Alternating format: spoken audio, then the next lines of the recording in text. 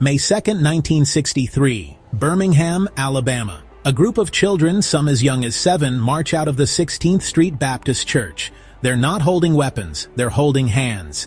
Their goal? To talk to the mayor about segregation. Within hours, dozens become hundreds. By week's end, thousands of students are marching. It became known as the Children's Crusade. The city's response? Police dogs, fire hoses powerful enough to strip bark off a tree, and mass arrests that filled every jail cell.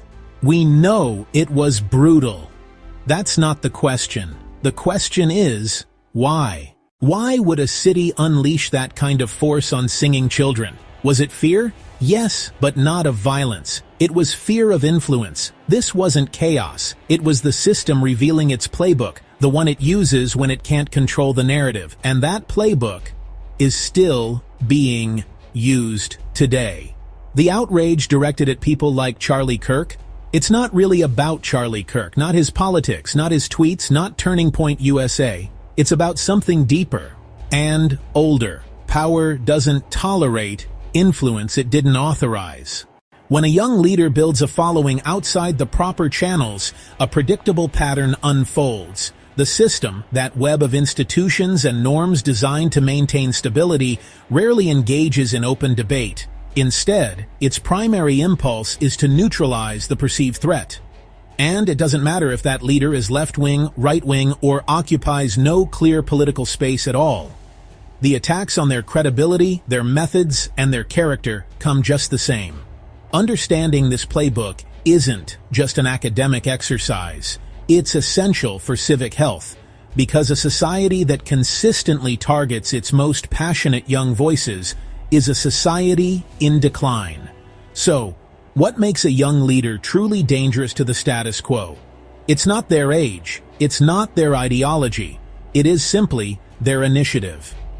In 1951, 16-year-old Barbara Johns was sick of the tar paper shacks and leaky ceilings at her segregated high school in Farmville, Virginia. She didn't write a polite letter or ask for a meeting. She took direct action. She forged a memo from the principal, gathered 450 students into the auditorium, and launched a student strike that shut the school down. That single act of initiative, born from frustration, became a pivotal lawsuit.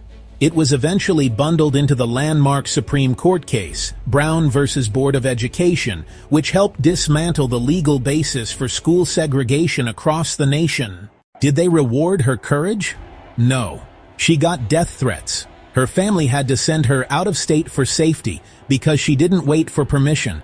And that's the first sin, acting without being anointed. The system is built to reward obedience, patience, and paperwork. When you skip the line, it doesn't see you as principled. It sees you as a threat. Once a young leader gets traction, the system reacts in 3 steps. Step 1. Discredit the person to dismiss the idea, attack their character, not their argument. Take COINTELPRO, the FBI's program to destroy Martin Luther King Jr.'s public image. Why? Because ideas are hard to fight. Smears are easy. Step 2. Use institutions to block access. On campus, this looks like denied charters. Off campus, it's venue cancellations or bureaucratic blockades. Consider the response to Charlie Kirk's Turning Point USA. The aim isn't debate, but obstruction, making it impossible for the message to be heard. Step 3. Apply force. When discrediting and blocking fail, the gloves come off. This can be the physical force of fire hoses in Birmingham, or the psychological force of online harassment. From the Taliban's attack on Malala Yousafzai to pressure campaigns to get someone fired, the message is the same. Stop, or you will be stopped. The message is clear: stay in line or get crushed. Charlie Kirk and Greta Thunberg, 2 polar opposites. One speaks at conservative conferences, the other shames world leaders at the UN. But the response? Nearly identical. Greta was mocked for her age, her autism, her emotions. She was labeled a puppet, a brat, and worse. Kirk gets called a fascist, a white supremacist, a grifter. Regardless of truth, the goal is the same. Label them as extreme. Make them radioactive. So you never have to actually engage with what they're saying. It's not about truth, it's about discrediting influence that wasn't pre-approved. So what happens to a society that attacks its most passionate voices? It gets quieter, more cynical, more afraid. The boldest stop speaking, the rest never start, and debate dies, replaced by tribal shouting and institutional silence. Sometimes suppression backfires, like in Birmingham, when the violence shocked the nation into passing the Civil Rights Act. But most of the time, it works. Movements are crushed quietly, leaders fade, and the system survives, unchallenged. That's not strength, that's fragility in disguise. The outrage around Charlie Kirk isn't the disease, it's a symptom, a sign that we live in a culture where influence without permission is punished, and that should worry everyone, left, right, center, or apolitical. Because this isn't about agreeing with the message, it's about defending the right to deliver it. The real threat isn't Charlie, or Greta, or Malala, or Barbara Johns. The real threat is a society that would rather silence conviction than confront it.